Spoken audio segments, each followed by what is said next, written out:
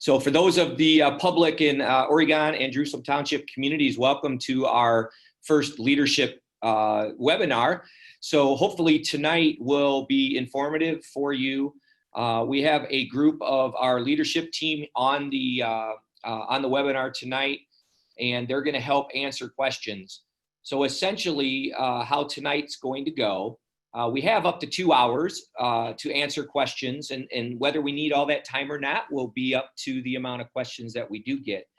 But this is something that I'm going to do throughout the next at least month and a half to 2 months at the end of September, every Wednesday night. So you can use this same link every Wednesday night at 6 p.m. Between now and the end of September. And we're going to use this time to just try to inform our public, answer questions the best we can. Can't guarantee that everybody will be on every single Wednesday night, but I will, and we'll do everything we can to help this transition that we're all going through go smoother and just go easier for everyone. So what I'm going to do now real quick is we're going to go through, and if my panelists will just kind of wave, I'm going to just kind of go through and just introduce you one at a time, and you can just kind of wave to the community there and let them know who you are. So what I'm looking at just depends on, the screen setup. So I'm just going to go left to right on my screen and no particular order. So Tricia Soltez is the principal at Star Elementary. So welcome, Tricia. Thank you for joining us. Paul Gibbs is the principal at Facet Junior High. Welcome, Paul. Dee Kosick is our director of special education. So welcome. Becky Bin is our career tech director at Clay High School. Welcome. Lori Beveridge is our assistant principal at Facet Junior High. Welcome, Lori. Beth Kohler is our assistant principal at Clay High School. So welcome, Beth. Jane Fruth is our district treasurer. So welcome, Jane. Dean Sandwich is our assistant superintendent here at central office for the district. Welcome, Dean. Amy Molnar is the principal at Coy Elementary. So welcome, Amy. Jeff Straka is our principal at Jerusalem Elementary. So welcome, Jeff. Greg Sig is an assistant principal at the Clay High School, and our OCS Digital Academy supervisor has been helping many of us out through this. So welcome, Greg. Nathan Quigg is our Director of Information and Technology here at Central Office. Welcome, Nate. Mark Beach is our Athletic Director at Clay High School. Welcome, Mark. Jennifer Conco is our Director of Teaching and Learning. Welcome, Jen. Dawn Schiavone is our Director of Technology. So welcome, Dawn. Tim Holcomb, Principal at Eisenhower Intermediate. Welcome, Tim. And Mr. Jersky, Jim Jersky, is our principal at Clay High School. So welcome, Jim. Thank you, everyone, for being here. So essentially what's going to happen tonight, and this is our first attempt at this. So I'm going to beg for forgiveness up early in this webinar now if things go a little wrong, but I'm not anticipating that. It looks like we have about 125 participants on right now, and hopefully more will join us as we go through. Essentially, what I'm going to do is go through kind of a PowerPoint presentation, just going over some of the key things I believe that the community may want to know. But the real intent of the meeting is to answer your questions. And so there is a question and answer button on your computer. So essentially what you need to do is fill that out, and as questions begin to pop in, and at the end of my PowerPoint, we will strictly go right down the question and answer. I will read the question. You should be able to see the questions, I'm hoping. And when we're done, we're done. We'll go till 8 o'clock if need be, or we'll end early depending on how many questions we have. But again, the goal is to be transparent and work with our community and do the best we can. So again, my name is Hal Gregory. I'm the superintendent. I've been with Oregon now 18 years. I started here as the director of special education, became the assistant superintendent, and now in my 6th year as superintendent. And I couldn't be more proud to be working with the team that I have and the staff that I have. We're a pretty lucky district. Throughout this whole ordeal. I guess got to say how much I appreciate everyone, because we really have had a lot of cooperation and a lot of strong leadership going through this whole thing. So now I'm going to shift my screen share to my PowerPoint.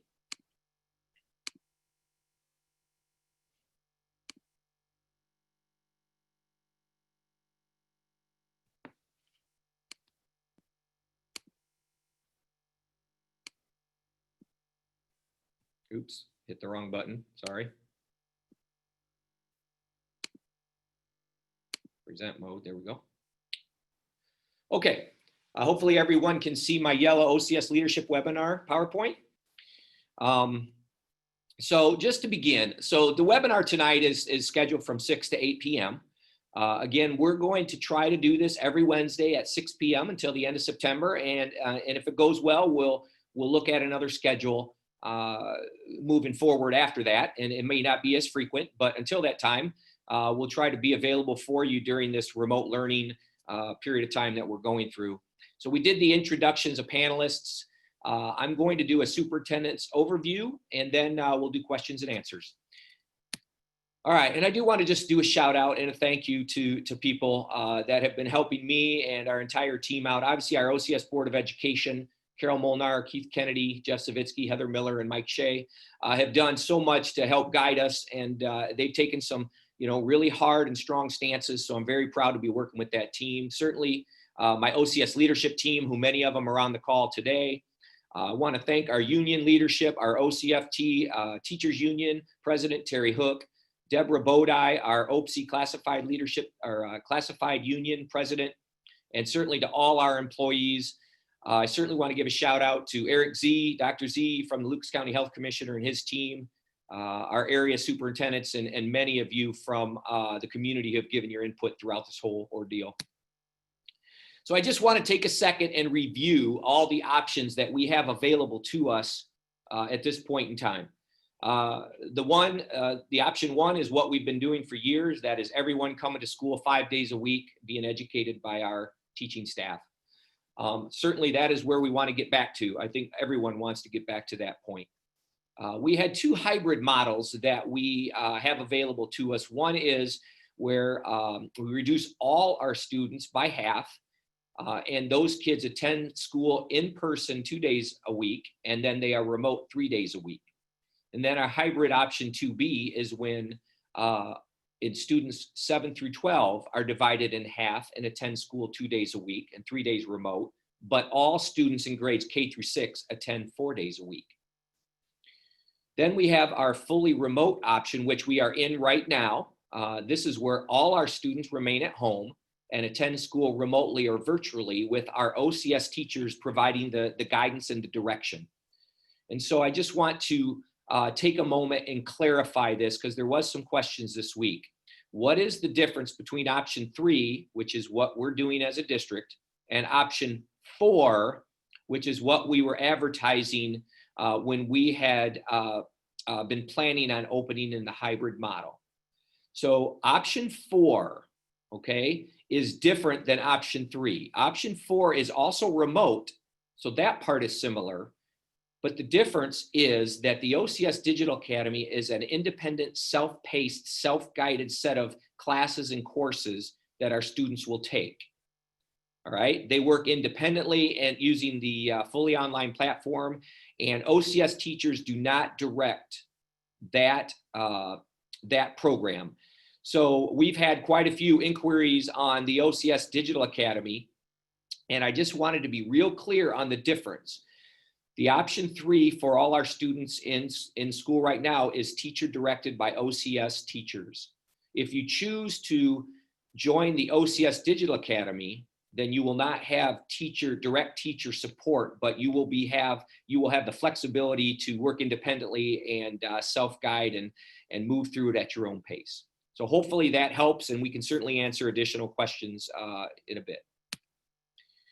All right, so there's been a lot of questions about why did we go remote. So obviously school districts around the entire country, including ours, have wrestled with what to do for the past 3 months. These decisions are not easy. These decisions have been very difficult because of the number of different opinions, the data that keeps changing on a regular basis. But when you boil down to why we as Oregon City Schools chose remote, it's really these couple of things. Obviously, whether you believe remote is right or wrong, it depends on your own personal beliefs. But OCS has preached safety first forever since I've been here, and this decision is putting safety first. You know, attending school K through 12 is not voluntary, all right? It is a mandate. Kids have to go to school. There's a big difference between voluntary and involuntary in my mind. And there were many people uncomfortable with, since it is mandatory and not voluntary, many people were uncomfortable with the hybrid or everyone model. So we took into account, you know, that group of people. We certainly took into account the recommendation from the Lucas County Board of Health that came down last week. That was probably the final decision that put us into remote. Lucas County currently is in red level or level 3, which as defined by the state is a public emergency, very high exposure and spread. Limit activities as much as possible and follow all health orders. And the other big reason we went remote, based on all of those factors and the increase in COVID cases in Lucas County and everything that's going on, is we knew we could not meet the 6-foot social distancing throughout all our classrooms in a hybrid or a full all-in model. We know we could come close to some. We know we could probably do 4 to 6 feet pretty comfortable, but that 6-foot defining number was just very difficult for classrooms pretty much at any school district to hit. And when the health department made their recommendation, that piece became even more important. And finally, the OCS Board of Education does support this move, and they did vote to move forward with the remote learning.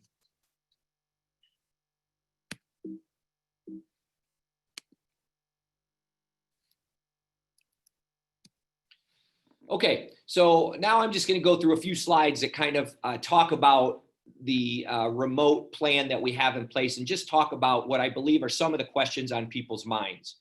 There is a lot of moving parts, and we'll wait. Yeah. There's a lot of moving parts. So if there's something that is off from tonight and one of my administrators here corrects me, you know, I'm going to preempt that too, that very well could be the case, because we talk daily and we move fast trying to get ready for this. But I think pretty much the information I'm going to share with you tonight is pretty solid. What we do know is Monday, August 24th, 2020 is the official first day of school. All right. Monday, August 24th, 2020 is the official first day of school. Hoy, Jerusalem, Star, and Eisenhower, that week, the week of the 24th, all right, those 4 schools are going to be scheduling individual family appointments with all of the families. And so that week is going to be very personalized, very individualized for families. And it'll also be a time to build relationships, understand what's happening, and to ask some questions. At Facet and Clay, that week is going to be, we're going to disseminate devices. So, or I'm sorry, the devices I'll talk in a minute. They're going to come out next week, but device acclimation to make sure that everyone's comfortable with their devices. Teachers are going to introduce their courses, their process, their schedules, and do those types of things. So that week is kind of a soft start to the school year. It is kind of a period of time that we're going to answer questions and kind of figure out exactly what is going to happen, try to get as much information in the hands of kids and families as possible. So the following week, which is Monday, August 31st, 2020, that is the first full day of academic instruction. So I know there's been a little confusion between the 24th and the 31st. So again, the official first day is the 24th. So we do expect families and kids to be, you know, ready to go on the 24th. But that week's going to look a little bit different than the next week and the following weeks. So the week of the 31st, well, anyways, so that kind of explains that. So some other pieces that we wanted to point out once we get started on August 31st and move forward. The intention right now is to plan to stay remote for the first quarter, or October 15th, which is the end of our first quarter. So I just want to get that in everyone's mind. We're not looking at changing week to week or month by month this first quarter. We just think that's too difficult for all of us, for families, for our staff, and to try to change on a dime. We're going to need a little bit of time to transition, hopefully, in the second quarter if we get that opportunity. So again, just reiterate, we're going to remain remote the first quarter through October 15th, at least. We do, though, intend to phase in specific special education programs in person in our schools beginning on September 14th, 2020. And again, more information will come out. These are just the highlights and the basics of what we're planning to do. We do intend to start several of our special needs self-contained programs, which include preschool and students identified with emotional disabilities, intellectual disabilities, and multiple disabilities. And those are located in most of our schools throughout the district. Okay, device distribution, another big question a lot of us have. Right now, the final plans are being developed, okay? But here's what we do know. All students this year will be receiving Google Chromebooks, not MacBooks. That's a change. That's a plan that's been in the works for months and months and months. Our MacBooks were getting very, very old, and to replace them was going to cost a lot of money. And we just felt with the advancement of technology that given what we want for our learning programs, that Chromebooks are going to fit the bill. So all students will be receiving Chromebooks this year, not MacBooks. At Clay, Fassett, and Eisenhower, again, devices will be distributed the week of the 17th, but I don't have those specifics available tonight for you. Please be on the lookout by those school principals to look for specifics on what days and times to make that happen. Coy, Jerusalem, and Star are going to distribute their devices the week of the 24th when they have their individual family and parent meetings, all right, along with other things. So again, the device distribution will be a little bit different based on what level of program you're in. All right, a little bit about what a student's basic schedule might look like, all right? All students will have a consistent and predictable weekly schedule between the hours of 8:30 and 1 for grades 5 through 12. All right, let me say that again. So if we're looking at what time of the day that kids need to be available, it's between 8:30 and 1. Then after 1, office hours and possibly other small group activities will happen between 1 and 2:30. Again, those specific schedules are going to be developed and are being developed as we speak. But in general, that's what we're looking to do for grades 5 through 12. And then similarly, in grades K through 4, we're going to provide students with a consistent and predictable weekly schedule between the hours of 9:30 and 2. And then after 2, staff, teachers will have office hours and other small group activities between 2 and the end of the day. All right. So again, that's an overview of what that schedule will look like, and more specifics will be coming your way. Each building principal and or teacher will be sharing those details. And again, we're all gonna continue to learn and grow. Things may change as we find out what is working and what isn't working as we move forward, but we'll do our best to let everybody know what those changes are. Instruction is going to be delivered through Google Classroom and Schoology. Very similar to the spring, but we're going to be hopefully more consistent with that. Grade level standards will be followed. Got a question the other day about will this be review or new instruction? The idea is that new instruction will be happening this year, although at the beginning of every year there's often review. So that's going to be very individualized to the course and to the teacher. We are grading this year, so grades and marks will be given using the standards-based grading scale that we have in place and the letter grade scale that we have in place. All right, we are not looking at doing pass-fail at this point. And the majority of our teachers will be working in the school buildings throughout the first 9 weeks, but we will have some individuals that will work remotely with district approval for individual and specific reasons. All right, so what do we expect our office hours, or I'm sorry, our student-teacher interactions to be? So in general, we plan to have whole group / class live instruction using Zoom or Google Meet several times per week. The number of live lessons will vary depending on the grade level and the subject. So again, live instruction, meaning you'll see in live time with your teacher, you'll hold class online, is part of our plan and will happen throughout the week based on your grade level and the subject. We also will have small group class live instruction depending on what's going on and how the teachers want to structure that thing based on what's happening within their lessons. We do intend to record lessons and have those available to be shared. Daily, we will have teachers provide daily posts to their Google Classrooms or Schoology, and we do intend to have scheduled office hours for questions to teachers or by parents throughout the course of this 9 weeks. Got some basic questions about attendance. Under the law, attendance must be taken and there will be student accountability throughout this. We are currently developing our attendance policy. There is a lot of question marks as to how exactly we will take attendance. So we're working through all those questions, but attendance will be taken, and we are accountable as a school district for the number of hours our kids are in, quote, class. Attempts will be made to record all live lessons and make available through Google Classroom and Schoology. All recordings, though, that we do will follow all appropriate laws and guidelines to protect students. We're not going to do anything that puts any of our privacy rights or students in harm's way at all.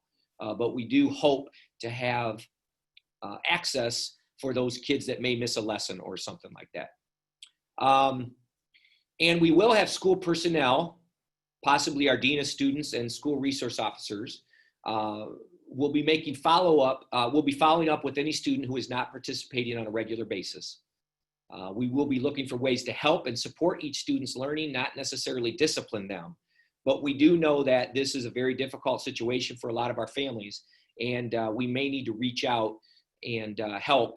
But sometimes reaching out means we have to do a home visit, and we will do some home visits through the course of this first 9 weeks. All right. Again, so that's kind of an overview of the remote basics, all right? That's just kind of an overview of what we're looking to do. So obviously another big decision that's happened here in the last week or so is athletics. Athletics is something that is a powerful and needed piece of our school system. So right or wrong, whether we hold athletics or not, it depends on your own personal beliefs. The one difference that we like to draw or are drawing is high school and junior high athletics are voluntary. It is not a mandated situation. So families and student athletes that are participating are there voluntarily. And we really needed to take that into account when we were making our decision. A few weeks ago, we did delay athletics with a lot of uncertainty that was happening at the time. But since that time, all of our track, which is the Three Rivers Athletic Conference, and our county schools, the schools within our county, are now allowing athletic practices for contact sports and competitions for non-contact sports to happen. So it just would not have been fair or, in my opinion, right to not allow our student athletes to continue when virtually every other school in the area is. And the state of Ohio and the OHSAA have not recommended to cancel or postpone the seasons. Obviously, that could happen. And if that happens, then we will, certainly have to honor those decisions. But right now, it's in the state of the health department, the state health department, the state of Ohio, and the governor.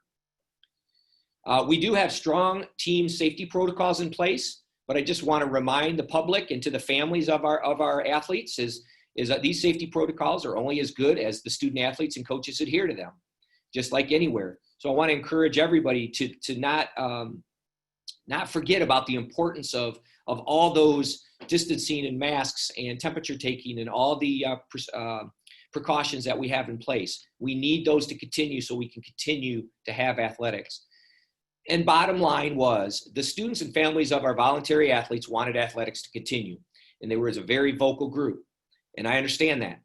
And we listened, and our kids are out participating as we speak right now. And we're going to do everything we can to keep them safe. And hopefully we will see if competitions are allowed or not. All right, so we're going to jump into our question and answer phase now of the program. So thank you for that. So here's just a couple of things. So again, not looking at the questions yet. We would like you to ask your questions, but not make them really long and drawn out. And maybe I should have already done this at the beginning now that I'm thinking about this, because I think questions are rolling in. Please keep the content of your questions family friendly.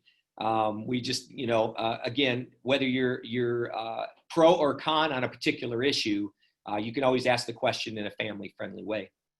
So we're going to continue to answer questions as long as we need to, up to 8 o'clock if needed. And just so you know, this webinar is being recorded, and we'll be posting it on our website here following the webinar. So I'm going to go ahead and log out of the screen here of the share.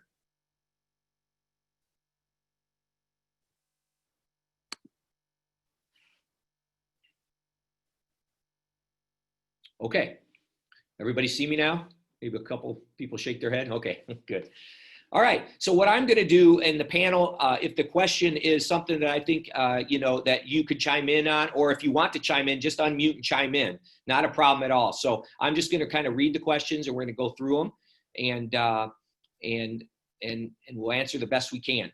Sound good?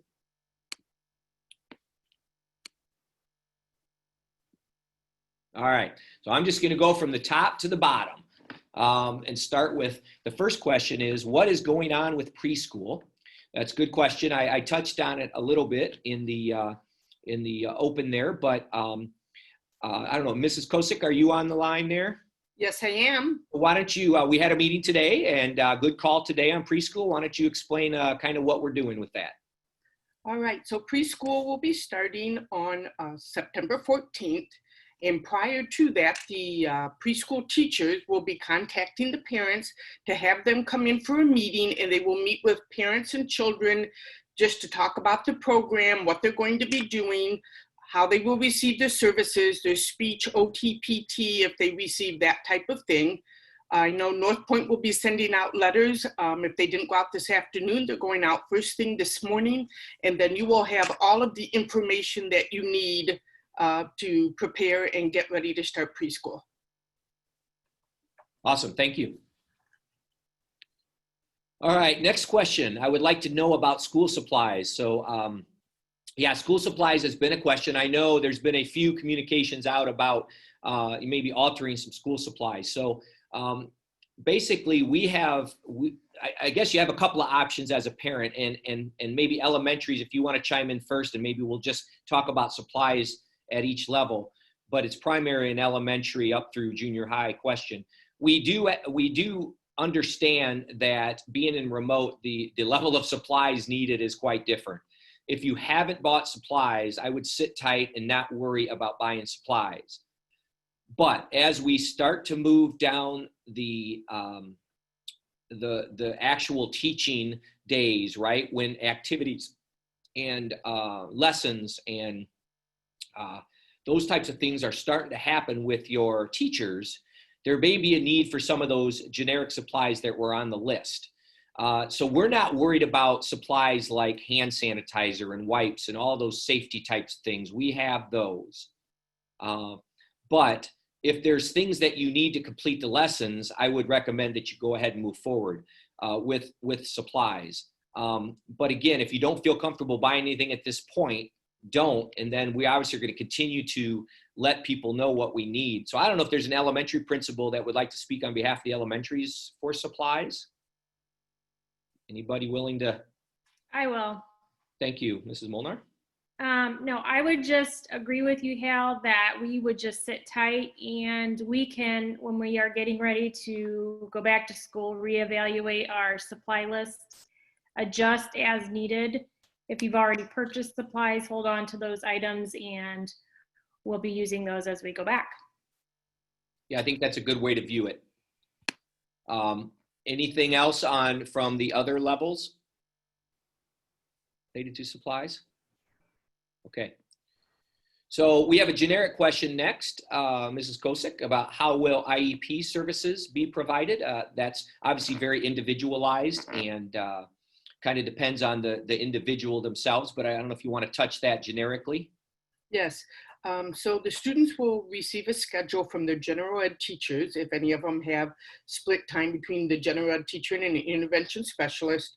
And the intervention specialist will contact you or the student through their email and set up time to work on their IEP goals, as well as through speech, OT, and PT. So once the teachers have their consistent weekly schedule put together, then the intervention specialist will reach out and then work with the students to meet their IEP goals based on what's written in them. And we know there's a lot of specialized goals and uniqueness that individuals have. And so we're going to do, our commitment is to continue to provide FAPE to all our kids.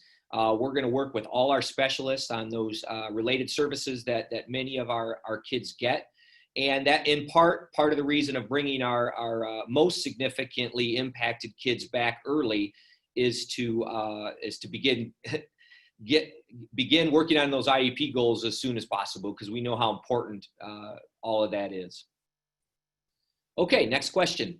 With the distance learning, are my kids going to log on during the school hours and follow their class during the day, or will it be own paced, no teacher guidance? So I'll tackle it, and then Mrs. Conkle, maybe you can chime in. So they are not going to be following their exact period by period schedule. At least that's my understanding right now. But there will be a schedule that will be shared with each student that they will need to follow, if that makes sense, during the school day. Our teachers' primary workday is going to be their typical workday. So I think I mentioned 8:30. It's essentially between 8:30 and 2:30 or 9:30 and 3:30. We will be having academic activity throughout the district, but it's going to be looking different at each grade level and possibly in each course.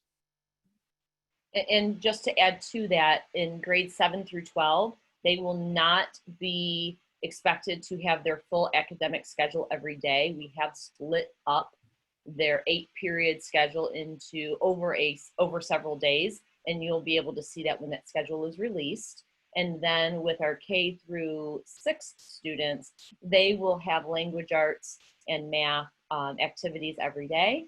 And then science and social studies possibly on alternating days, depending on the grade level. Good, thank you. So next question I think is kind of similar. Will students have a set time to take attendance like, typical school, like normal school? So again, we talked about attendance a little bit, but obviously if a student is able to, if there is a live lesson, we're going to take attendance on live lessons. We're working through that though right now on how actual attendance is going to look. But I will tell you, before we have the final plan, we're not going to penalize kids for things that are completely out of their control. But with that being said, what we can't have are students just not engaged. That just, they will be penalized with attendance. We don't have, I don't believe we're going to have any kind of sort of way to see a kid checks in at 8:30 and stays connected till 2:30. That's not what we're looking at. So again, we will articulate more of our attendance policy, but again, that's something that we haven't finalized yet. I would like to know how sports are safe, but in-person classes are not. Yeah, it's a good argument. I've been asked that question quite a bit. And again, groups are only as safe as the people, organizing and doing the groups. One big difference is indoor versus outdoor. Obviously, you could make an argument that volleyball is indoor, and I feel the same way. It is a tricky situation. But I want to go back to rather than trying to make comparisons, because we all are making comparisons every day about what is appropriate and what isn't. So comparisons are accurate, but at the end of the day, as I explained earlier about sports, one is voluntary, one is not. Will there be kindergarten orientation? If so, when? Thank you. I'm going to pass that off to either you, Mrs. Gonko, or one of the principals. Yes, I can go ahead and field that question. Originally, we had scheduled an orientation for next Wednesday, but we have canceled that. And kindergarten students and parents will meet their teacher through the individual student conferences that are being scheduled the 24th, 25th, 26th, and 27th. Good, thank you. Okay, Mr. Jersky, I think this one's for you. Does the high school have a plan for a virtual open house?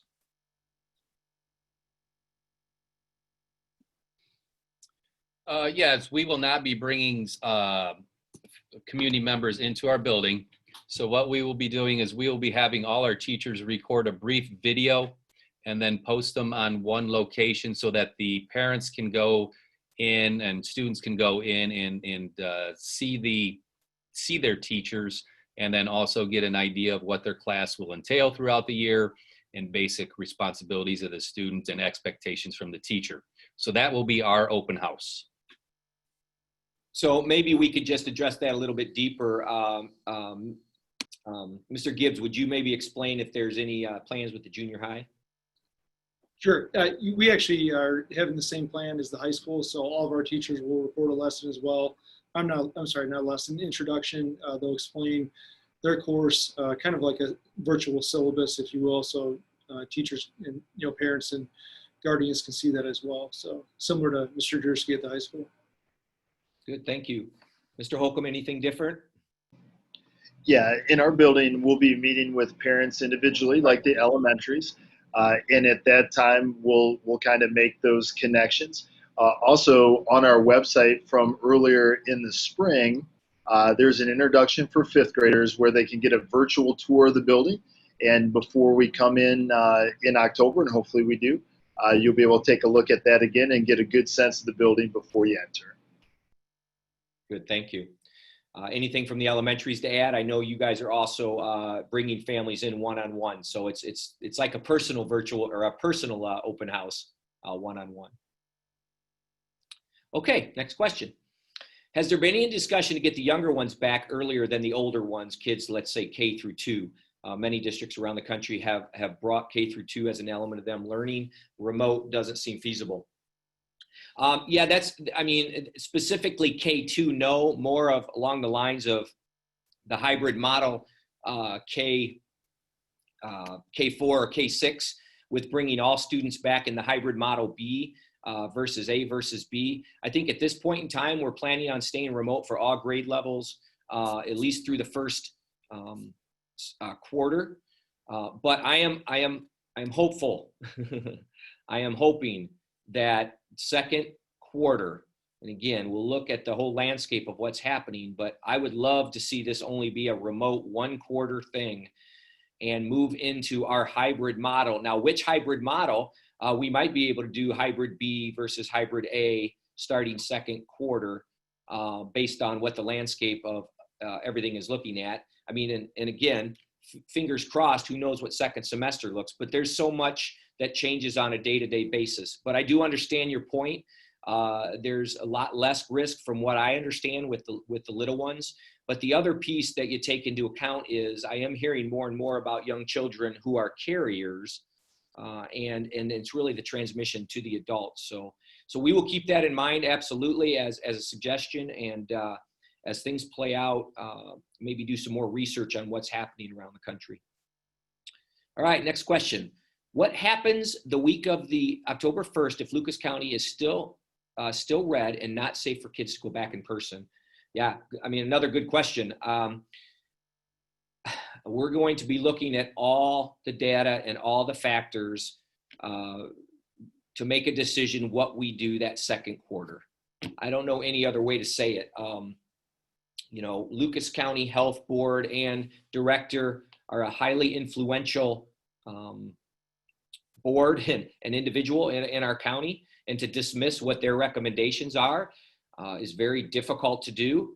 On the other hand, if our board and our situation, we feel differently that we want to go back and we make that decision I guess as an independent organization, then we can do that, because those are, quote, recommendations, not mandates. Obviously, with a couple of our local districts who are starting hybrid in Lucas County, and all the private schools that are working, but the jury's still out on the spread of COVID in those areas. So we will see how that goes and have a lot more data to make our decision on. Okay, next question. Since OCS changed when the health department gave their guidance, are we only changing if they change their recommendation? Are we only changing the plan quarter by quarter? Similar to what I just answered, I think a little bit on that, but I think initially we have to stick with the quarter, because to change month by month or week by week is just such a difficult thing. So right now, my intention is to stay the first quarter. And again, if things are looking up, cases go way down, but let's say, or cases are down, but we're still red, we'll have to make a decision. You know, I mean, there's definitely two camps, right? With families, there's two camps. There's ones that don't want anything to do with their kids in school during any of this. And there's those that do not worry at all, and they want their kids in school. There are two camps. And so they're conflicting camps. And I understand both sides. I hear it every single day from both sides. And I can assure you that I'm listening to both sides, but at some point you have to make a decision. And I'm not even going to predict what we're going to do second quarter, but I do know what we're doing first quarter. Okay, what about working parents who cannot be on at 8 a.m. every day? Obviously, that's going to be a challenge for those little kids, maybe if they don't know how to log on. So, you know, those are the things we're going to have to work through together. And if you have a situation that with your child and it's in need of some communication and some conversation, then please contact the teacher and let them know. And maybe there's something we can work out. And we know our system isn't going to be perfect. But we want parents to do their best. That's all we're asking. Do your best. We can't ask for anything else but to do your best. And if we know what's happening, if there's something we can do to help, we probably will. Okay, next question. How do parents ensure children are available during those times if both parents work and are both essential workers?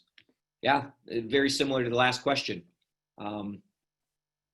All I can say is this: you know your personal situation, we do not.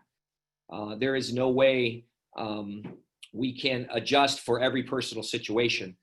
So we're going to put out a consistent schedule so you know what the schedule is, and hopefully that will help you to find a way to get our kids engaged. I don't know any other way to say it. I mean, we just can't accommodate everybody's schedule. Teachers can't work 24/7 to accommodate all the schedules. It just isn't realistic. But we understand. Do your best. That's what we're asking. What happens to students that have to go to daycare or a babysitter? Yeah, there's going to be a lot of that, obviously. I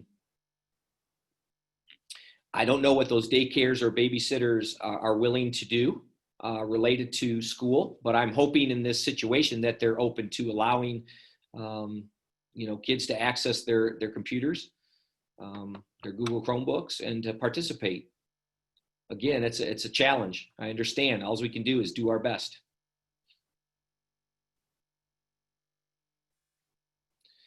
Thrilled to see Zoom will be in play. Is there a minimum number of days per week the teacher will be asked to teach via Zoom?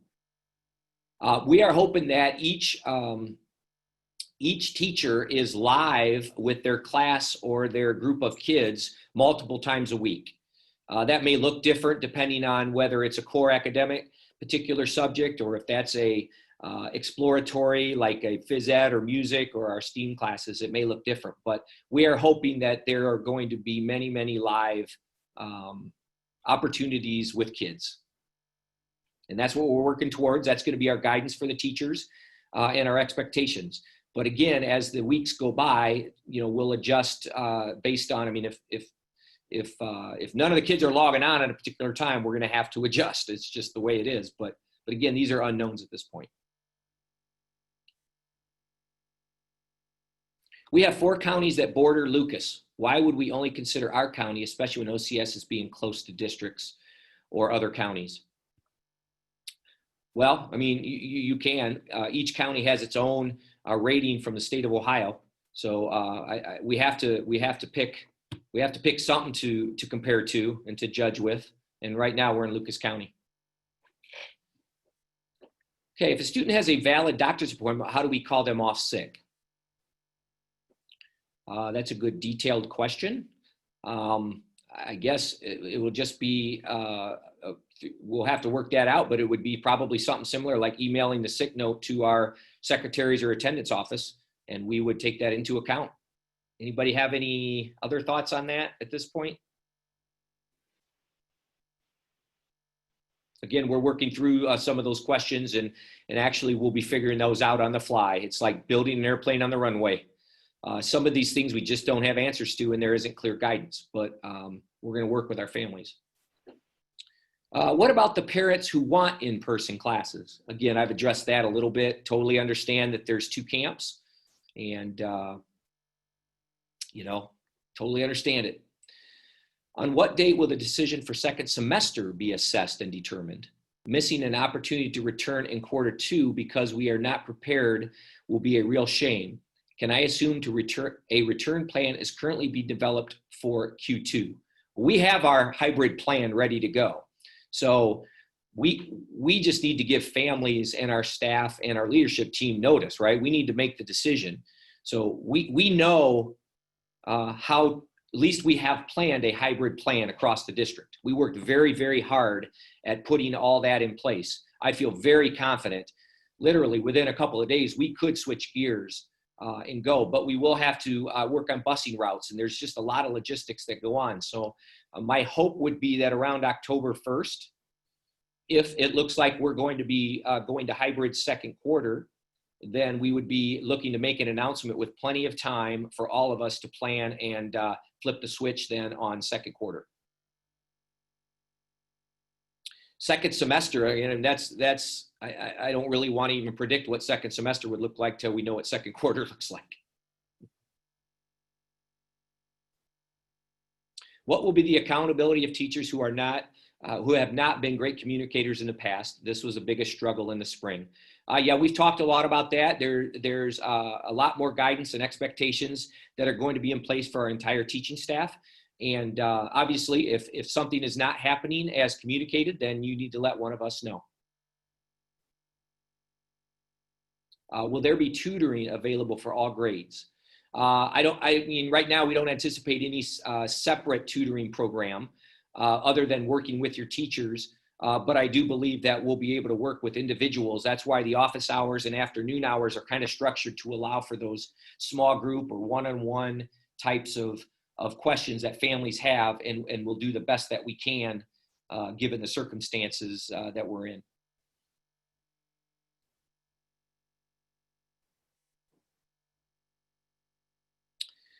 My child is in an IEP. What is the school doing to make sure he gets the things that are legally afforded to him while he works at home?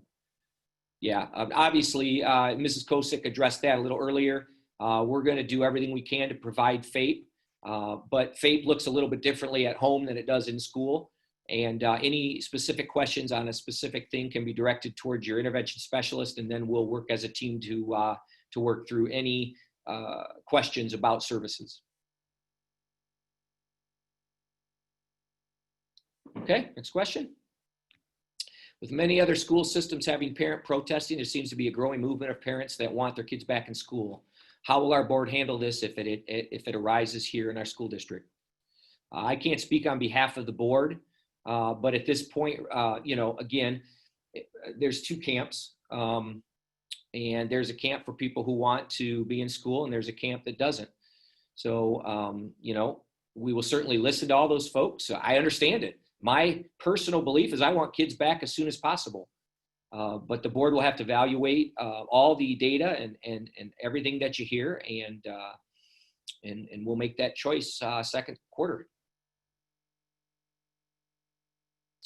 Okay, next question. How will you handle children that have working parents and can't be available during those specific hours? Again, we kind of touched on those.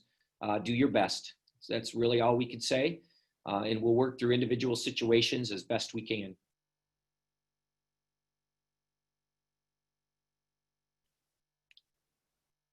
Okay. What are the expectations for teachers with regards to minimum notice of publishing live class times to allow parents to ensure attendance? Ms. Conco, you and I were talking earlier about having this predictable and a schedule for kids. Could you talk about that a bit?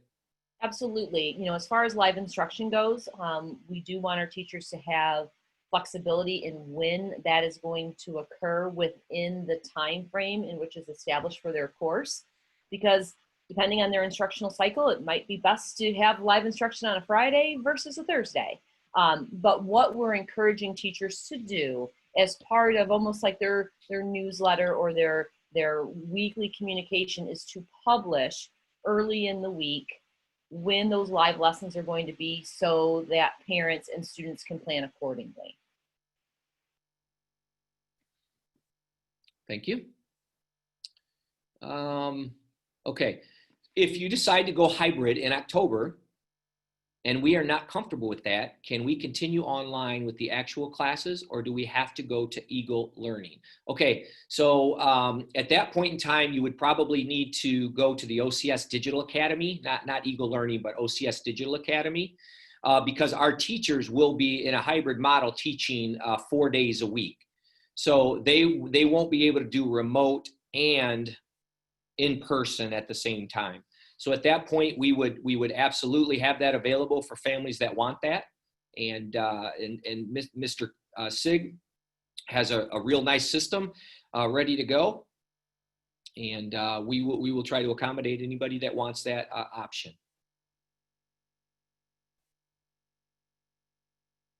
All right, next question. When did families and students have a chance to comment on the sports decision? I was not aware of any forum other than the one tonight. Not all families are comfortable with the decision. We did not have a community forum for the sports decision. That was a decision that I made with my Board of Education and our AD. That's the truth, and that's what happened. So again, just to point out, it's voluntary. So if there's a student athlete or a family that's uncomfortable, it's an option whether you want to continue or not.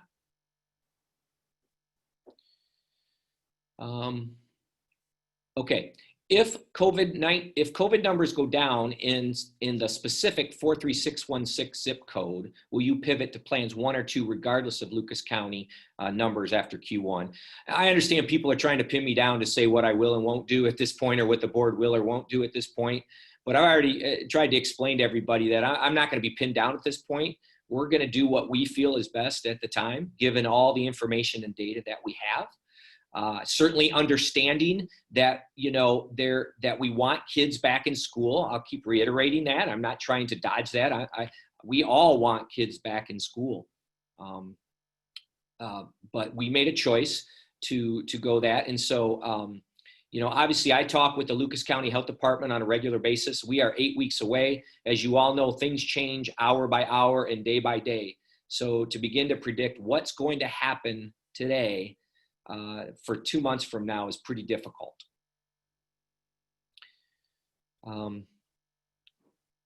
Okay, so as I've read before that career and tech may be allowed in school, so what about anatomy classes or any science class? We have not had any specific requests at this point, but if those types of situations happen, then we will work with those teachers and see if we can make that happen. Again, right now we're looking at career tech. We wouldn't have any labs to really start until second quarter, but that's because a lot of the first quarter stuff, it can be done remotely, and a lot of times it's more classroom-based stuff anyways, just in typical school than before. But we are looking, regardless of what we come back with second quarter, to have some labs. Mrs. Ben, I don't know if you want to address maybe career tech just in general, kind of, what you're thinking and what kind of your general plans are. Yes, when we come back second quarter, even if the district is still in remote, we will be breaking up the students in smaller groups and bringing them in strictly to be in the labs. They've joined Career Tech to be a hands-on environment, so we feel it's very important that they get in there and learn the skills, learn the tools necessary for their jobs in the future. So we'll be putting out a schedule later once we have that in place. We're still working through some details, and I'm really waiting for the staff to get back into their labs and figure out what needs to get done first, and then how they will slowly bring those students back. Thank you. Okay, next question. Will I get a hold of families for the personal meetings? Yes. I don't know, Mr. Holcomb, if you just want to maybe explain how that communication will happen. Yes, my hope is that I'll have email communication to you no later than Monday, probably before that. And inside that communication will be the protocols for how we're going to do that at this time.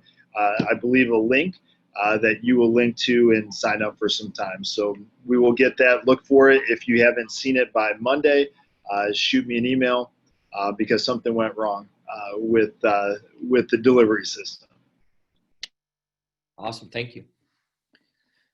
For families with 2 working parents who need to hire in-home care, what do we do if the child care provider isn't available for the entire day or at all? How will our children be accommodated? And how soon will we have a more set schedule to anticipate when we will need providers in our home? So obviously, Mrs. Conkle, I mean, in terms of specific student schedules, are we looking at those will begin to be rolled out, let's say the week of the 24th, depending on, you know, each grade level? Absolutely. And just in talking with Mr. Jersky, I know he plans to share his during their Chromebook distribution. At the elementary level, we will be sharing those schedules when the parents come in for their individual appointments. I don't know if Mr. Gibbs or Mr. Holcomb, if you want to kind of chime in here and say when you might be releasing those schedules, just to kind of complete our K12 program.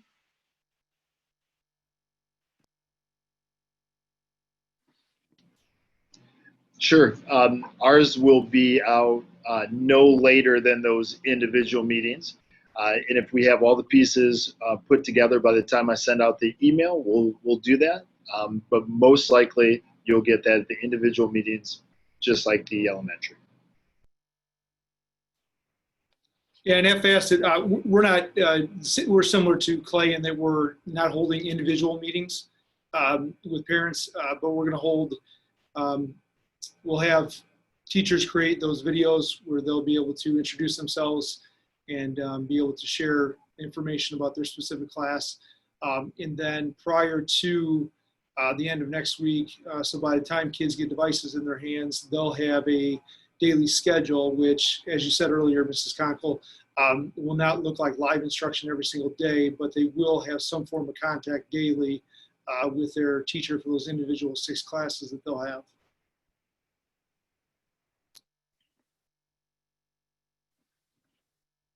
Okay, thank you. When is device handout, and will kindergartners get devices? Yeah, I kind of touched base on that. Yes, kindergartners will get devices.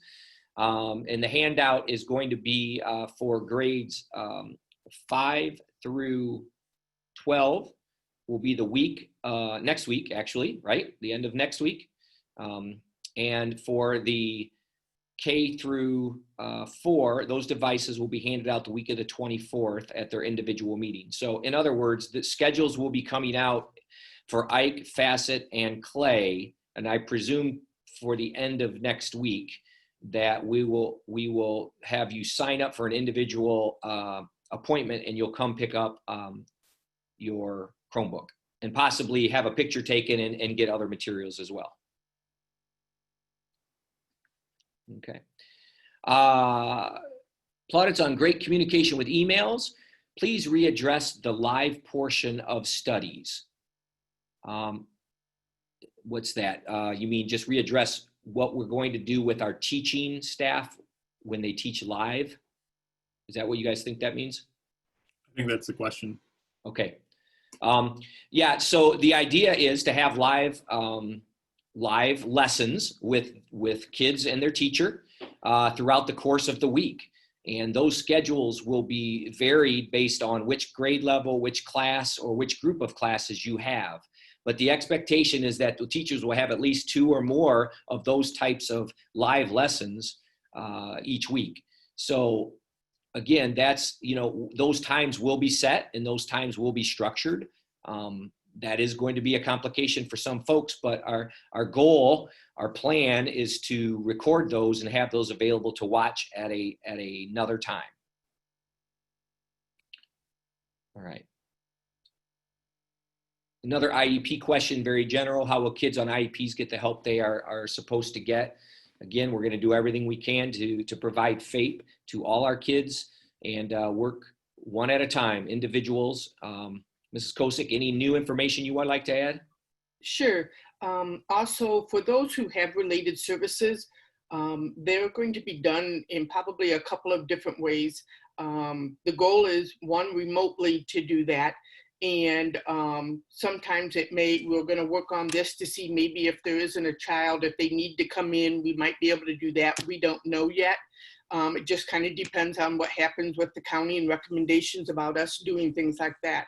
But we will be sending home, if your child requires a fidget or a special little putty or some things that they need to do as part of their IEP related service goals, we will make sure that type of stuff goes home to them. And the therapists are putting that together. And once they know what the teacher's schedules are, they will be reaching out and setting up times to do their therapy with them according to their IEP. Thank you. Mm-hmm. Okay, another question. I work at the hospital every day, 8 to 5. How can I have my child on structured hour learning while I'm working? His 2 Clay High School SIBs have scheduled activities on their own. How am I in 2 places at one time? Yep. I mean, I understand. I really, really do. So I guess, we're going to have to work through this together, find the best solutions possible for your individual situation. And just reach out, and the communication's the best answer to any of this stuff as we get into the school year and as we get into these schedules. And again, I just want to reiterate that our hope and goal is that this isn't forever. This is a period in time where we're all struggling through a lot. And everybody has been forced into a little box to try to solve problems they never thought, or we never thought we would have to solve. So there isn't a perfect solution for any of this. We know that, but we're doing our best, and we're going to continue to try to do our best going into the remote, and we'll help any way we can to do that. All right, next question. Is preschool in person? So why wouldn't we develop a plan for K2? Mr. Gregory? Yes. I think Mrs. Schiavone could probably comment more on it, but part of the intention with the teachers doing live is that live session will be recorded and then also posted and made available to students.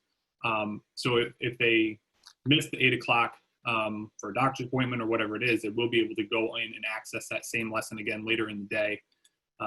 So I think Ms. Schiavone is going to be working with our teachers to make sure they understand that process and training on that, so that it is posted and available for all of our students, throughout the day and throughout the week. That is correct. The teachers will receive training on how to provide the live lesson, but also record it, and then good options for where to post that recording, so that students who aren't able to watch live can watch the live lesson, but later. Good point. Glad you emphasized that, because that's really, that's an important part of flexibility that we're going to have for our kids. Okay. Again, another question here about is preschool going in person? Yes. If so, why wouldn't we develop a plan for K2? And just to, I guess, clarify a little bit about our preschool. Our preschool is a special needs preschool for kids with special needs, with a few what we call typical peers that are in the program working. So there's much smaller class sizes than the groups K through 2. But Brent, I hear you. I understand where you're at, buddy. I get it. I hear you. If your child has a scheduled doctor's appointment during regular school time, should they get a note or a doctor's note to attendance person? I'm going to say right now that we need to handle those the same way we have always handled things. So the answer is yes. Again, more clarification will probably come out on those types of things, but there is a whole lot more flexibility. So it never hurts to get the note. So if you're going to the doctor, get the note and send it in. It's never going to hurt to do that. Okay, next question. Will we have to pay for the Chromebooks and the insurance for the Chromebooks? No, we suspended. You will not have to pay for Chromebooks. Okay, let me back up. So we have eliminated at this point the insurance for Chromebooks. But if if the Chromebook gets destroyed in your possession and there's negligence involved, then anything over $25 we're going to request you pay for. Is that right, Ms. Schiavone? Did I say that correctly? No, if there's any damage to the Chromebook and the cost is less than $25, we will cover that. But any damage over $25 will be the responsibility of the families. Okay. That's what I thought I was saying, but I probably didn't say it correctly. So thank you. Okay, where can I find the waiver for band? So I just actually, Mr. Jersky and I exchanged a few emails, so we will be getting that out soon. Going to be very similar to the sports waiver that we used this past week. How will fees work if we're doing remote with teacher guidance? So in general, we've suspended all fees, and we're going to look at what actually was necessary related to remote learning, and we're going to prorate fees at the end of the year. So for example, the general fees we're going to look at based on how long we are remote. So if we're remote 1/4, then most likely we will prorate, 1/4. And then the majority of our fees, though, are career tech fees, and those will be looked at based on what is utilized during this last few quarters of the school year. So what we're asking parents to not worry about fees right now. And you'll know ahead of time, though, we're not going to drop some big number on you at the end of the year if you're thinking it's a 0 or something like that. So we'll be communicating that out as we go through the school year. Next question. There are a litany of technology challenges with Zoom, et cetera, in the spring. It was new to all of us, so being gracious was no problem. Looking at the indefinite amount of time in remote learning, have teachers been trained, technology support been enhanced, et cetera, to ensure minimal loss of learning time and maximum effectiveness? Ms. Schiavone, you want to touch on that? Sure. I agree. We were all kind of flying by the seat of our pants a little bit in the spring with all of these things coming at us. Offering our teachers training, them being a little bit more comfortable in this remote environment, I think is going to be huge. Students being a bit more comfortable in this environment, I also think is going to benefit us. We established a student help desk email, and we will continue that, and that will be posted, and you'll receive that information in a variety of ways, like what is that email address, and students can submit concerns, questions, any problems that they're having with their devices or with connectivity. They can submit a ticket through that email system. And parents, certainly of the younger children, are more than welcome to submit a ticket through that email system as well. A lot of times when I did work with families in the spring, oftentimes it had to do with their connectivity at home. So I just might maybe make a recommendation that you check with your service provider and just make sure that maybe there's not a higher level that you can get your internet service connected with. And for those families that took advantage of our free service that was offered through Buckeye Broadband, the program was what they called a lifeline connection. So if you took advantage of that but had some difficulties with that, they've improved that system. So families that have never had internet before and that are in our free and reduced program can take advantage of that, and they have increased the bandwidth on that as well. So I think I've answered all of the questions. Yeah, and just to add, we're going to take all of that whole next week, which is why we delayed a few days for start. We're going to continue to train our teachers on all of this stuff and reinforce and review these types of things. There should not be any questions on that. Okay, next question. Ms. Kosick, how will speech therapy and occupational therapy be provided to those who have an IEP? Is it going to be virtual again?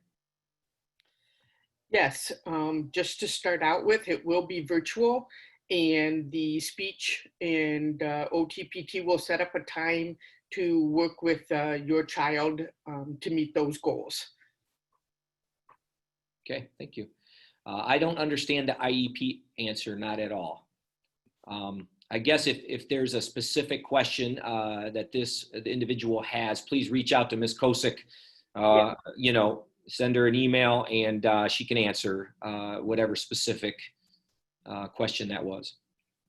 Okay, you mentioned respecting the wishes of parents who were fearful of their students attending school in person, but with the Digital Academy already providing 100% remote option, why didn't it make to also provide an in-person option for parents who wanted it? Yeah, it's a lot more complicated going to in-person than it is to going remote, for sure. Understand, again, there's certainly a group that wants to come back, and I understand that. Please just understand that right now, the first quarter, we're going to be remote. Do your best, you know, to get through it as best you can. I hear you. I hear you loud and clear. You know, when we were hybrid and we were coming back, I heard from most of the people I heard from were the parents that thought it was ludicrous that we were putting kids in school. Heard it every day, all day for months. When we went remote, I started to hear from families who thinks it's ludicrous that we went remote, and why wouldn't we bring our kids back? And so it's a divided thing. And what I hope it doesn't do, at least in Oregon, in our community, is divide our community, because dividing our community is not going to help anybody. And so I understand. I do.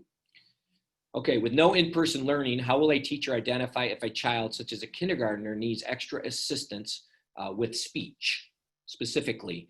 Are we still going to have response to intervention and teams that look at those, Ms. Kosick? Yes, those will still be in place, and the teachers will be watching how the students participate, what they do, and all of those kind of things. And if they see that there is an issue, if the parents see that is, please contact the building principal as well as the teacher, and they would reach out to me, and then we would talk to them in person and then move forward from there. Okay, thank you.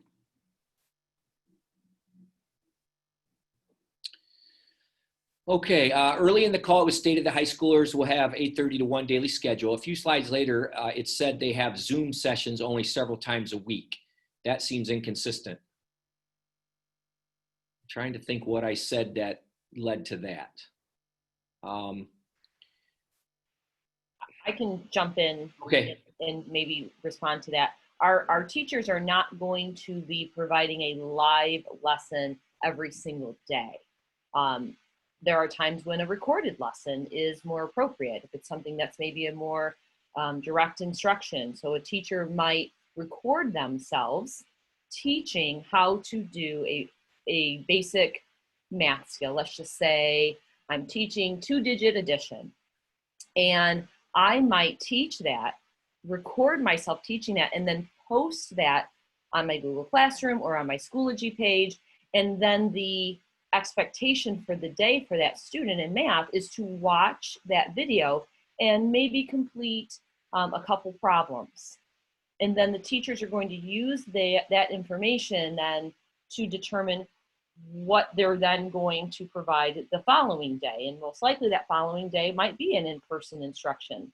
And the teacher is going to use how the students learned from that instructional video to determine what the teacher's next steps are as far as moving forward with that skill, so we can get to that application and extension of that learning standard. So we will have a mix of live lesson, live instruction, as well as recorded lessons that will happen throughout the course of the week. Okay, thank you. So my kids, high school kids, won't have math every day or science every day. So I think that what she's saying is, we understand we're not running a 8-period day, let's say at the high schoolers like we do in a typical situation.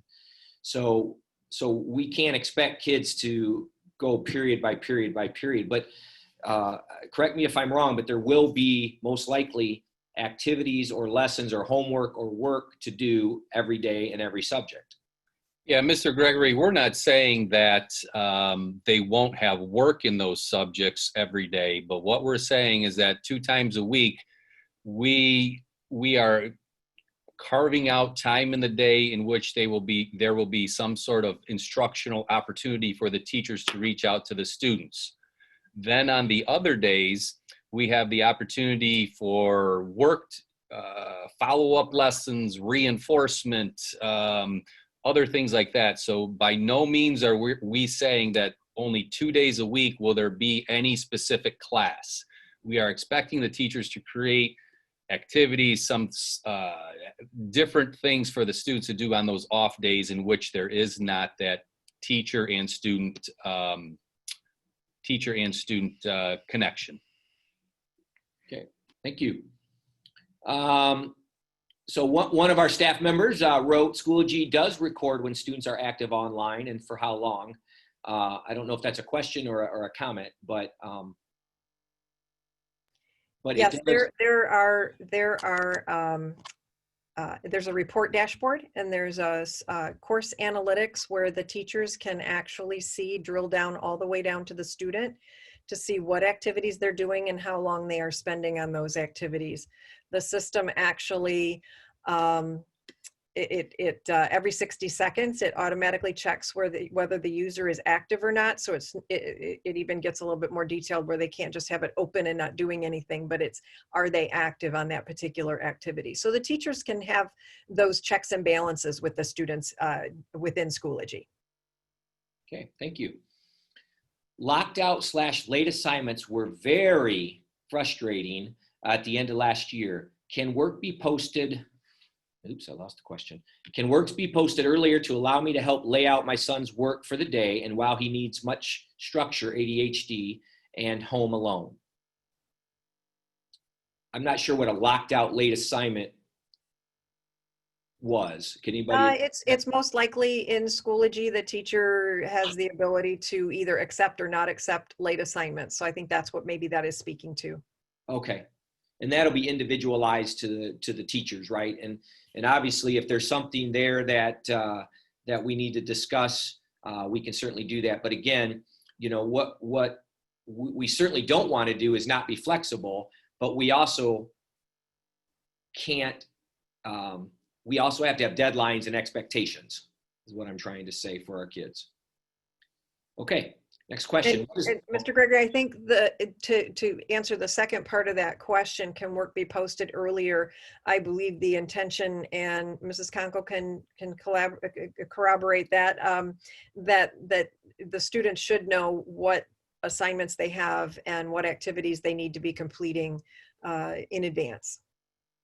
The teachers will be making daily Google Classroom or Schoology posts, which will guide them on the specifics as to what needs to be completed for the day. There could very well be an overview that is shared to begin the week, but some of the specific assignments might be posted on a particular day for the students to complete. Good. Just a quick question, Mrs. Ben, what is the plan for career tech courses? Could you just quickly maybe review that just real quick? Sure.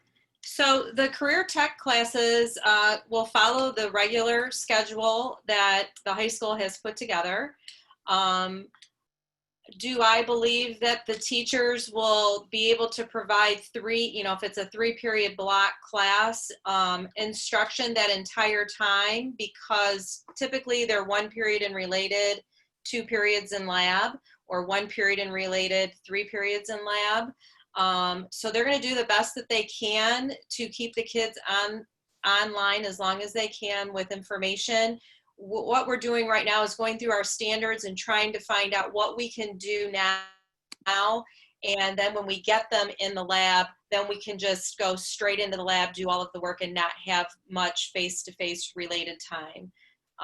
So again, we're working through our standards, pulling out what we can do now with online learning, and hopefully get in their second quarter and get into the lab. But we're following the same schedule that the high school has put together.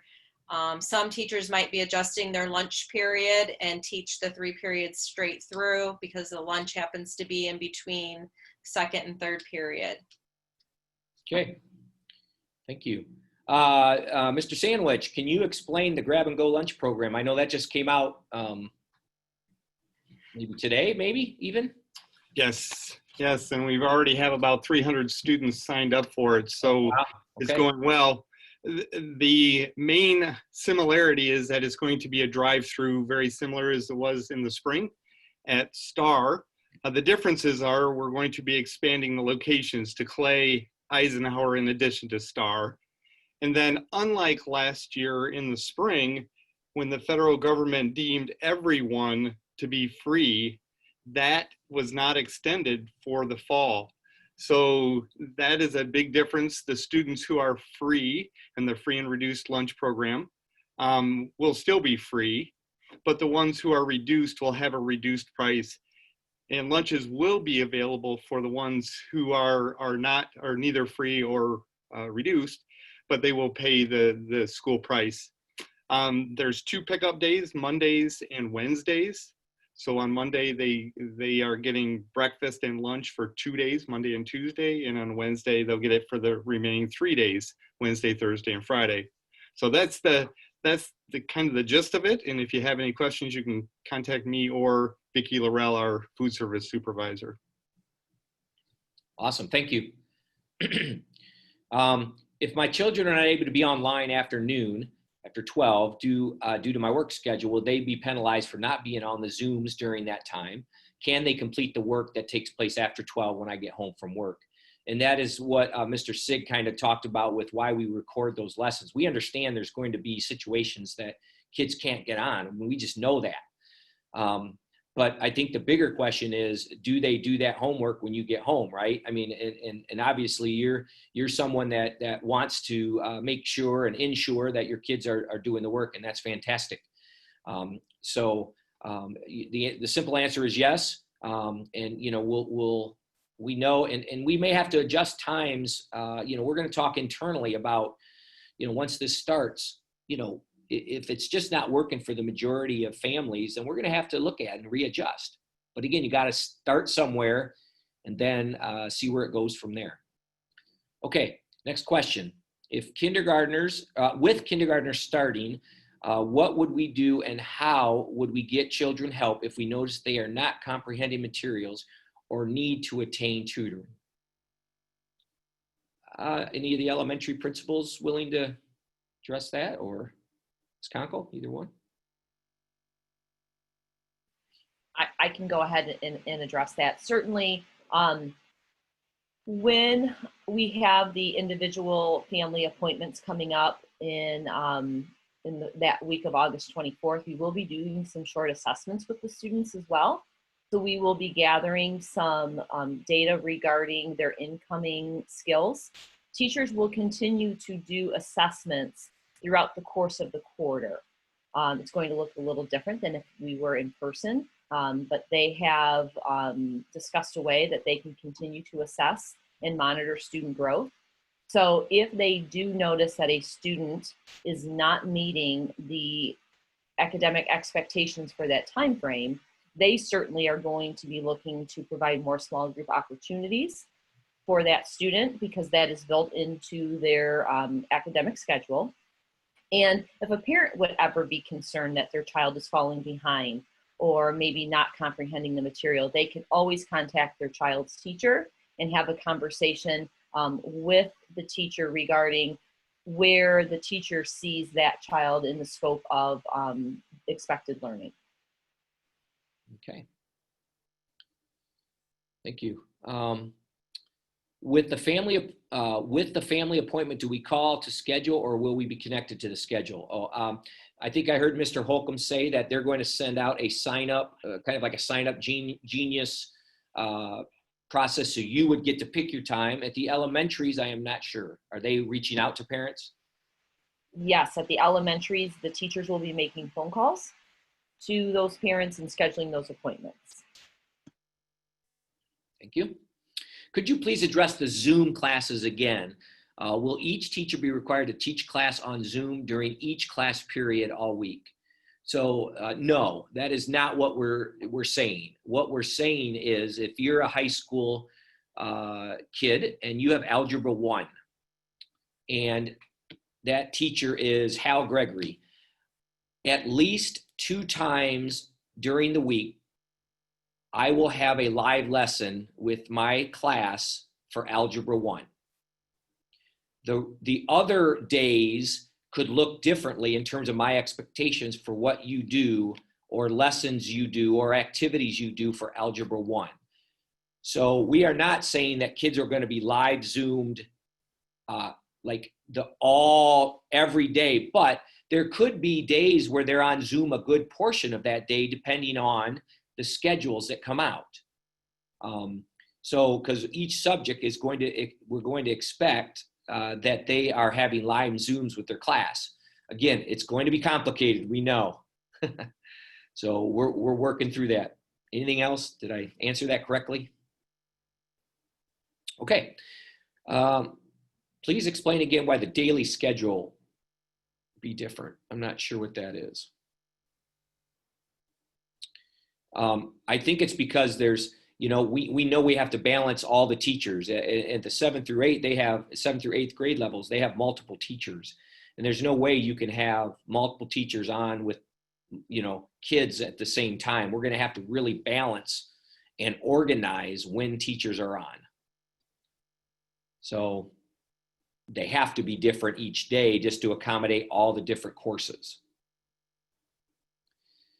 CDC and Pediatrics Association recommended kids need to be in school. How much does that weigh in on these decisions? Yeah, that's certainly a piece of the pie. I mean, there was a big, discussion or debate, healthy debate about, when the Pediatric Association came out with their recommendations, which are clearly very strong towards getting kids back in school, and they're only saying 3 feet of distance, where the rest of the world is saying 6 foot of distance. There is a big gap in that recommendation. So you have one organization. Again, I'm not saying they're wrong. I'm just saying I have not heard any other organization say 3 feet is acceptable other than the Pediatric Association. And again, they may be absolutely right based on their research, but everybody else I've seen has said 3 foot. Now, I do know there's been some changes here in the last day or so, or even today. But absolutely, the CDC, the state, the local, all those things play into it. But as you know and I know, watch the nightly news every night, and you can find whatever you're looking for in terms of data. So at some point, you have to use the data that you know and make a decision. But yes, those play into it for sure. What about students that don't have access to the internet? How will they get their lessons? We need to know, and let us help you. So please send Ms. Schiavone or someone an email and let us know if you don't, and let us help you. And just to reiterate, Buckeye Broadband will have a program, and there will be information posted on our website about that, and an email blast out to parents about that program and how to take advantage of it. Thank you. If unsatisfied with teacher-run courses first quarter, how early can we go into the OCS Digital Academy? We will allow you to go into the OCS Digital Academy at any time. It's the opposite way. If you're in the OCS Digital Academy, coming back in, we're only going to allow students K through 8 at the quarter, and 9, if I'm saying this right, 9 through 12 at the semester. Is that right, Mr. Sig? Did I say that correctly? That's right. What's important to know is that any transition is going to create a gap. I've told several parents on the phone, it's similar to if you were to move districts in the middle of the school year. You might go to a new 5th grade classroom, but you're going to have a new teacher who says something different. You might have a new textbook.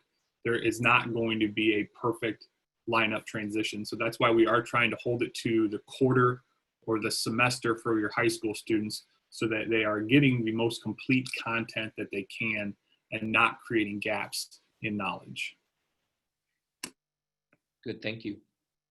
The next question is just basically saying that elective sports are held to a higher importance than education.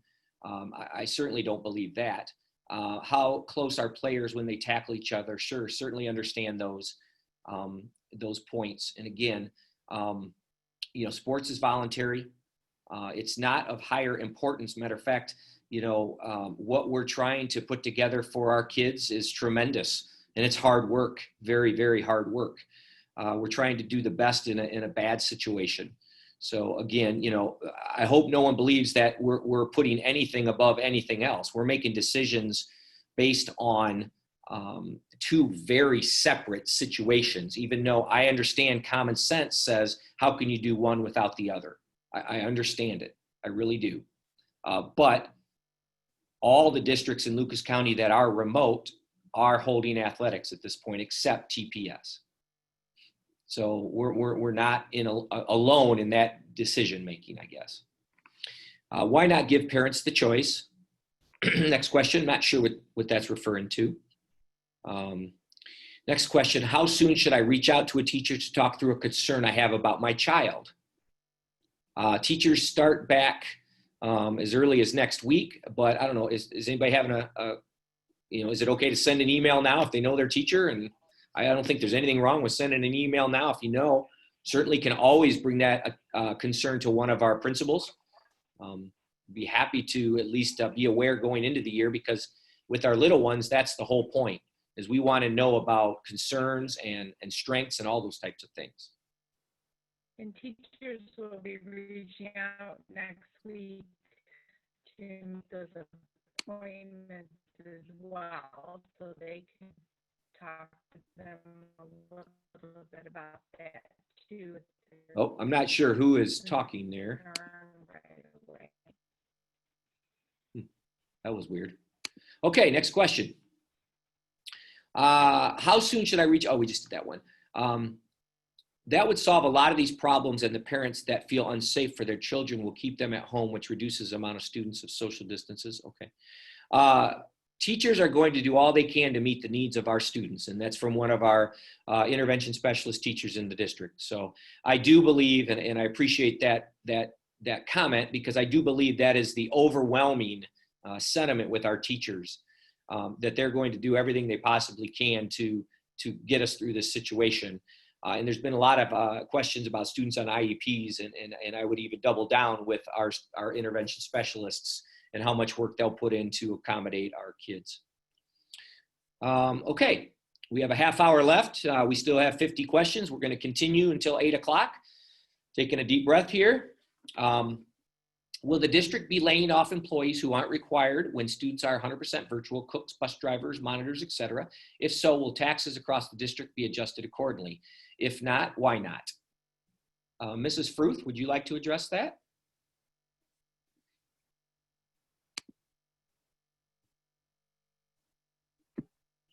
Excuse me. We're talking with the unions right now to try to come up with a way to work to reduce some of the positions that we truly aren't using right now. We won't have buses running, at least until we get some special needs back in. But yes, we are working now to get agreements with our unions so that we're hoping to not totally riff, but to reduce hours significantly and save significant dollars. And I don't believe there'll be tax money coming back. I'm not sure there's a mechanism for that, but we are still paying all of our staff, except we will be reducing those that don't feel are going to be working at this time. So I don't have a great answer yet because we haven't got the agreement worked out with the union yet, but we are working on it. And hopefully by the next board meeting, which is this Tuesday, the 18th, there'll be some resolution to this matter. So we understand the question. We're working on it. Good. Thank you. If the state recommends districts that are remotely operating not compete in sporting events with other schools, are we going to go back to school? I guess here's my understanding, and maybe Mr. Beach, you can help me out as our athletic director, but my understanding is that High School Athletic Association or the state isn't tying anything to a school's decision to go remote or hybrid or all in. I think the governor and the state health department and the Ohio High School Athletic Association are making their recommendations, not on that, but on separate criteria, sports specific. So I don't think what we're doing educationally has any influence on whether sporting events will be allowed or not allowed. Just so everyone knows, there's two areas of sports: contact and non-contact. And so, Mr. Beach, could you explain the restrictions right now that are placed upon contact sports, which are football, soccer, and field hockey, if I'm correct?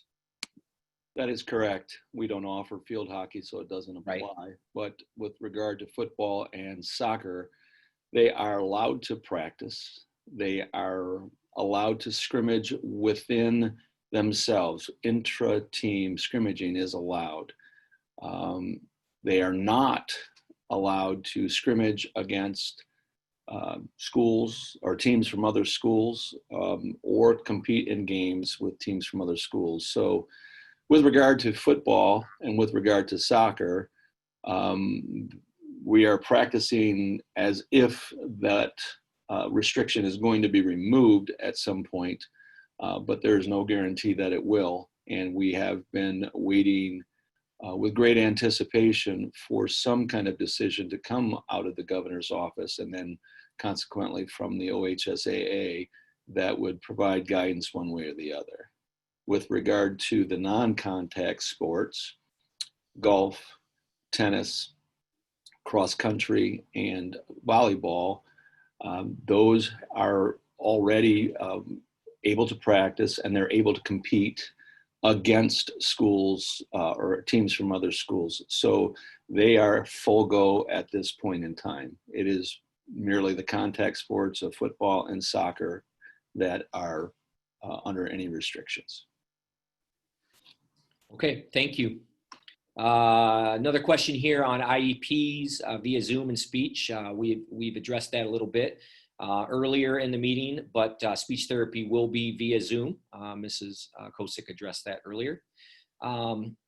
Message here, maybe it's a response to one of the earlier questions from one of our staff members. It says, reaching out to a teacher was asked. Please reach out as soon as possible. We are available through email, Schoology, and school phone, and I personally have a Google Voice number that parents can use to call and leave voicemails on. So again, you're starting to see what we're all about here with our staff. Next question. I heard of a school in Michigan allowing the students to attend, and the ones who would prefer not to could watch classes live from home. Is that possible for OCS? This would help accommodate both sides. So Ms. Schiavone, maybe you can talk about, our ability or lack of ability to broadcast broadcast from classrooms. We would have the bandwidth for doing that. That would not be the downside to it. I think it's most likely a school district choice, and what's available or what the mindset is of the school district. So I think it's more of a school district decision than it is a bandwidth decision. So yeah, I understand. And the question was like, so folks that wanted to come to school could come to school, and folks that didn't want to come to school didn't want to come to school. And it sounds good in theory, but to be completely frank, I don't know if we're ready to have that much flexibility. and again, we shut down we came to the decision to go remote for a reason. And we're going to ride that reason out. I went through those earlier in the presentation. And so I understand the need for our families is very specialized. And again, that's the hardest part about all of this. But understand I mean, that may be the next step in what education looks like, is what you're talking about in that question. We will see. Next question. With students already being challenged and being forced to learn virtually, why isn't the quote soft open planned a week early to allow students to begin school on the normal date? Pushing the year back a week feels like another way in which our students aren't being supported. We've had a lot of discussion about, when to start, when not to start, and frankly, moving into this, decision of remote learning. By the time that was all finalized, to change our calendar early was just not feasible, or not, it's the right word. It was not practical for us. We couldn't have pulled it off. Again, there's so many last minute decisions being made all across the area and in our school system and everywhere that we just felt we needed to give ourselves a little bit of time. Students will clearly make their minimum and above minimum hours for the school year. Not worried about that whatsoever. But understand there's some anxious to get back to school. So, but we just felt at the time we needed a little bit more time to get everybody acclimated. Next question. Set times for kids to log on is disappointing for the homes that have dual work parents. No one expects teachers to work 24 hours a day, but the OCS considering having standardized education plans for each grade level and have some of the teachers available in the afternoon shifts to help make sure these kids are not getting left behind. Yeah, that's been discussed. Totally understand the point there. And we may have to, read the tea leaves and see what's happening and allow some for flexibility. And we're going to see how it goes. Anybody else want to address that one? Okay. When scheduling live classes, how do you prevent overlapping classes? Example, English class being taught the same time as their math class. Good question. Ms. Conkle? Yes, that's why we have established the instructional schedules to ensure that there will not be any overlap. By subject, right? Correct. Okay, thank you. How will students handle live class times if multiple are scheduled at the same time? This would easily happen in school day due to different teachers. Yep. We're going to try to avoid that with all our might. If there's some crossovers, we'll have to adjust, obviously, because that is completely an unfair expectation for a kid to be in two places at the same time. We know that. Again, none of this is optimal. We know that.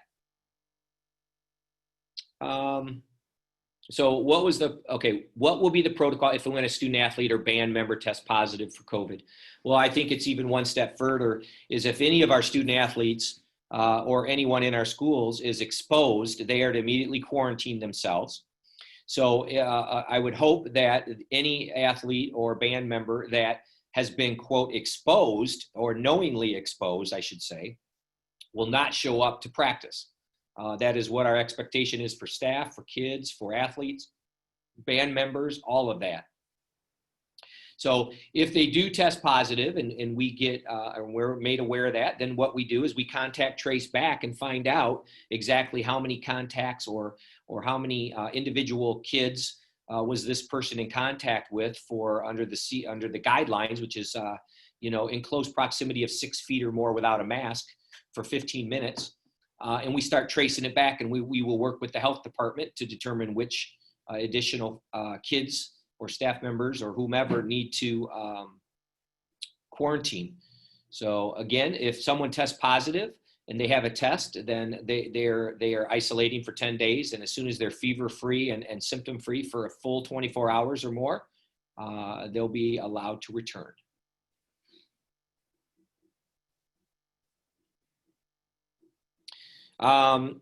Can you please explain option 4 again? Still a bit confused. Is it the same exact classes, humanities and honors?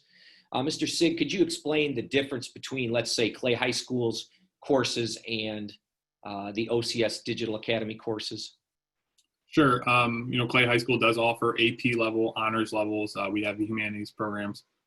What advanced looks like in the digital program is the standards aren't different if you're in humanities or you're in English 4 or you're in honors or anything. The standards are the same. So advanced in our digital program means that you're able to move more quickly through the content. So there isn't an honors level in our digital program, but you are able to move more quickly through that. With our high school students, that means that they can move on to the next course. They can get the credit and move on more quickly. And that's been a real benefit to a lot of students, and a lot of students have taken advantage of that and put themselves in a better position to graduate because they're able to do that as well. Thank you. Ms. Kosick, what is the plan for standardized testing and STAR tests? Good question. Yes, so I reached out to the Ohio Department of Education to ask about testing. And at this time, the only testing that they would talk about was that which happens in the fall, which would be the third grade reading test that all third graders take in October. And in December, the test for the Ohio State test that the students at Clay High School would take. As of right now, because of legislation, it is a law, the students would have to be tested. I have no idea at this time what it would look like. They have not commented beyond that. I do know there is discussion. I don't know if they will take it to our local government or our state government, I should say, and see if there are going to be any changes. I'm not sure of that right now. All I know is they said they would only give me an answer for fall testing. It wouldn't talk about anything for the spring. And I will let Mrs. Conkle talk about the iReady test. We had a short discussion today regarding the iReady assessment, and we felt that that was a better assessment to administer in person. So while we are remote, we will not be administering the iReady assessment. It is a district diagnostic assessment. We feel that we will put other assessments in place, shorter, more short cycle types of assessments throughout the course of the quarter in order to monitor student progress. If we would return to school, whether in a hybrid or a full in-person model, then we would reevaluate and determine when we would go ahead and administer the iReady assessment. Okay, thank you. It was mentioned that teachers would have the flexibility to adjust class time. How will that work for students that are doing post-secondary at UT or other colleges? Good question. CC, go ahead. Well, I was just going to address the schedule. Our schedule is set in terms of the times in which teachers will be, the times in which teachers will be teaching their particular course or subject. So those are set and will not change throughout the course of the week. I did want to address that because it did sound like the individual who posed that question maybe thought that we would change the time of the course throughout the week. That will not happen with our weekly instructional schedules. It will be a consistent time day to day. Now I'll let the high school staff address CCP.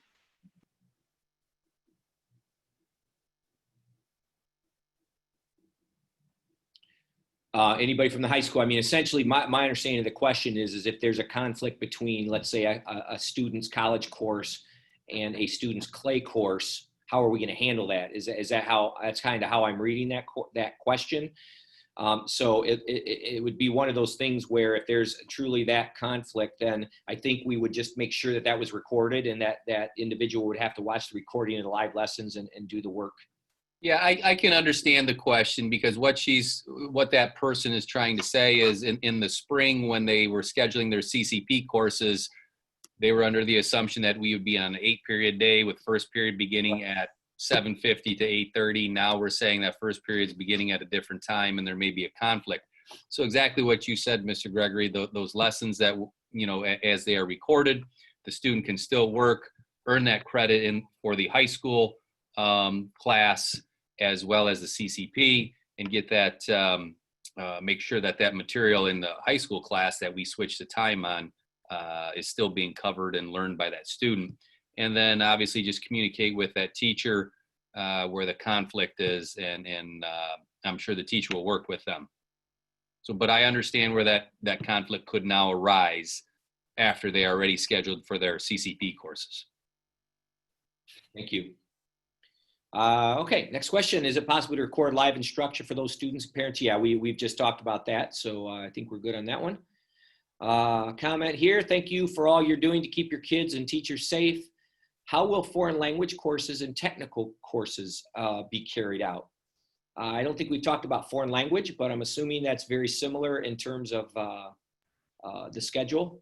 I can address that just a little bit if the question is referencing, verbal type responses and speaking and so on. Schoology does have a recording feature, so the students can speak, and that would be recorded and maybe submitted. But there's definitely opportunities for foreign language from a technical standpoint to get that exposure and that practice.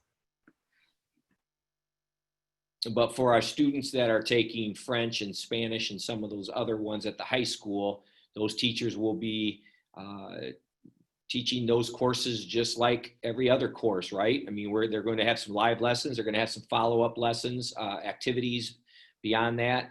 And in terms of career tech, we talked about that a little bit earlier in the meeting. And again, our goal is to bring career tech kids in for those labs, certainly beginning second quarter in a very safe and small fashion, but we'll plan on getting that done. Absolutely correct, Mr. Gray. Let me just say, if it is a core course or it is an elective course or a career tech course, it does not matter. The teachers will still be held to the same expectations.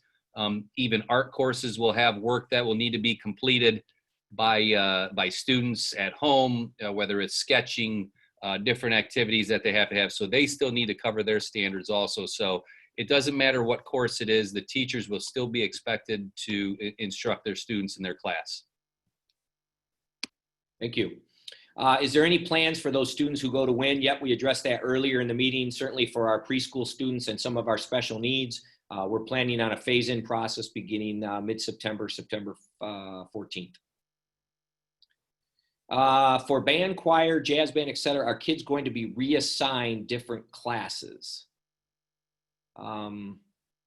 No. Band is going to continue. Choir is going to continue. And Mr. Jersky, is jazz band a course during the day, or is that, I'm not sure about that one. Jazz band is just a club after school activity. But those classes, they are still going to be held.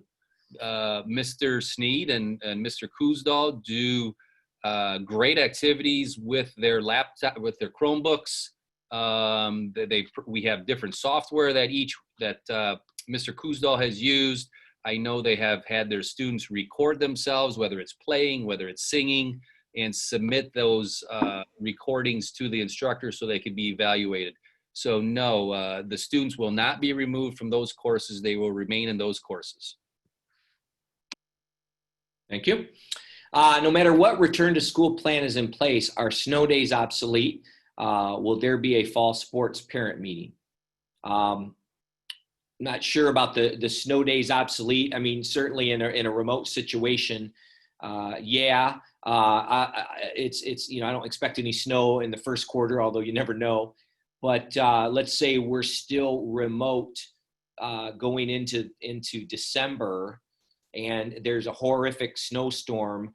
I mean, right now, just kind of in talking with our union, there's some contractual language around that area. But right now, it would seem common sense would say that snow days would not apply in a remote situation. What we would do differently, though, most likely, is staff would not be required to report into the buildings, which is the expectation at this point. And Mr. Beach, the fall sports meeting, yeah, we just talked about that, and I believe that's going to be more of a video remote type situation. So I think what we're going to do, we have not had it yet, as everyone is aware, but we've been waiting on a pending decision about contact sports. I believe we are going to have the meeting sometime next week. I believe we're going to do that in smaller groups, though, Hal, and I think we're going to, Mr. Gregory, we're going to do that through smaller groups and we'll probably do that same form as what we're doing right now. Okay. So when you say smaller groups, maybe by sport or a couple of We'll groups. do it by sport. Things. Okay. So parents can be maybe looking for something as early as next week on that. Yes, we've been waiting on the decision on contact sports. Yeah, and there's rumor, who knows, that tomorrow the governor may or may not address that. So we will see if he does. Okay. In the letter Hal sent out resuming sports less than 24 hours are canceled, it states community input. You send in previous questions, no community input was used. Please clarify. No, I received lots of community input. It certainly was not a formal way, but it was absolutely input. So I had a lot of conversations with individuals, and I was reading the situation and made a decision to allow. And again, going back to that, here's what I will say about community input. And at some point, I or me and the board or a group of us have to make a decision, right? At some point, somebody has to make a decision. And it may change. I have certainly not been perfect throughout this whole decision-making process throughout the last 4 months, 5 months, 6 months. I own it. I'm a human being living this out just like everyone else is. There's a lot of weight on all of our shoulders in education to try and get this right, knowing no matter what we do, we didn't get it right for half the people. And that's a reality we have to live with every single day. And I'm questioned every single day and literally almost every single hour by someone on something about what I did or didn't do correctly. And all of us are as leaders in education and around. So I guess I'm just putting that out there that, we're making the best decisions that we know how to make at the time. And, sports was one of those things that was a very difficult situation for me personally to make. Because I understand the argument, if you close school, why do you have athletics? I also understand the argument, one is mandatory, one is not. And it became a very difficult decision, but I made it, and so did other superintendents. I'm not alone. I don't feel bad about it. Our athletes are happy. When you see those kids and those families, they're thrilled to be out there right now. And I hope to goodness nothing bad happens every minute of my day. So anyways, all right, we only have about a couple of minutes left, and we won't, obviously there's 40, looks like there's about 45, 44 questions left. I'm not going to get to all of them. So we'll do about 4 or 5 more questions, and then we'll stop, and then we'll kind of go through them, because we're kind of seeing some repeat questions and those types of things, but we do have a way of downloading all these questions, and we will be doing this again next Wednesday. So a lot can change between now and next Wednesday. Okay. Why are we not having live class instruction every day, just like they will have if they were in class? The teacher should be teaching all day, every day. Certainly sounds good in theory, but just won't work in practicality. You heard, if you were on this whole thing, many questions about the need for flexibility. That would be less flexible than what our plan is right now to have teachers. And I will guarantee you, teachers are doing something all day long. It may not be what they did in the past where they were in front of a kid in a classroom, but they are doing something all day long, whether it's planning, recording, organizing, grading, calling, emailing, backing up. They fill their day, absolutely fill their day. What is the plan for high school career tech? We've addressed that a couple of times. If we do not feel comfortable sending our child to in-person preschool, could they still receive IEP services virtually? That's a good question, Ms. Kosick. Yeah. Yes, they will still have contact with their teacher, and if they receive any related services, they will still get those as well. Yeah, obviously with the little babies, those 3, 4, and 5-year-old little kids, man, there is such a different dynamic that goes on with them, and totally want to support families if they don't feel comfortable, send them to that. But again, that's not starting again for another 4 weeks. So at least that's the plan as of today. So thank you, Ms. Kosick.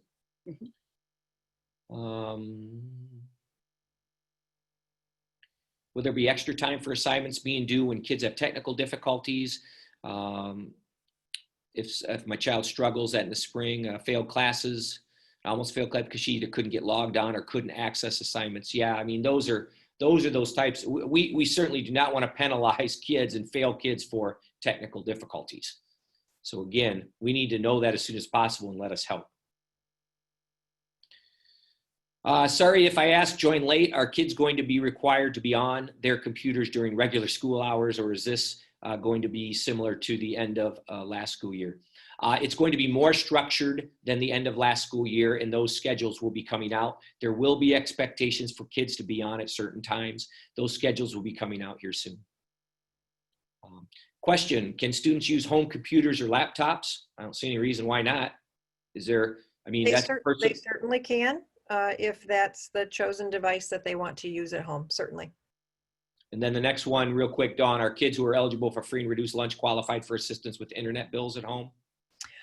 Yes, the Buckeye Broadband is one of those opportunities. They do have stipulations. One of them is that you cannot have had internet service prior. Though if you did take advantage of the free program that was offered in the spring, that doesn't count. So you're still eligible if you did take advantage of that. So there will be, as I said before, there will be information that will be posted on our website and blasted out to parents as well so that they know how to access that program. Thank you. Okay, last question here. I'm just kind of scrolling down and there was a question here. How soon before the start of each quarter will a decision on whether to go hybrid or stay virtual be made?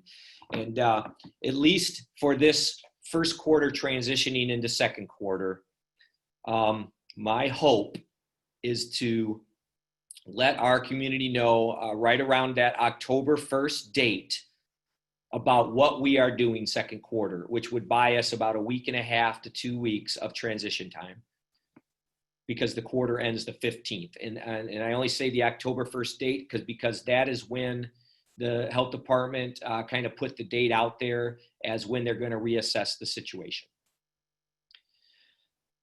Okay, I certainly want to thank the over 240 of you that joined us tonight. I hope it was valuable. I'm very proud of this team that's been working very hard on behalf of all your kids. Tune in next Wednesday. We'll do our best to answer questions as well. And I do hope that everyone understands that this is a difficult situation for all of us, but we can get through it. We will get through it. And at some point, we'll be doing things like we did in the past. So have a great night, everybody. Thank you for being here.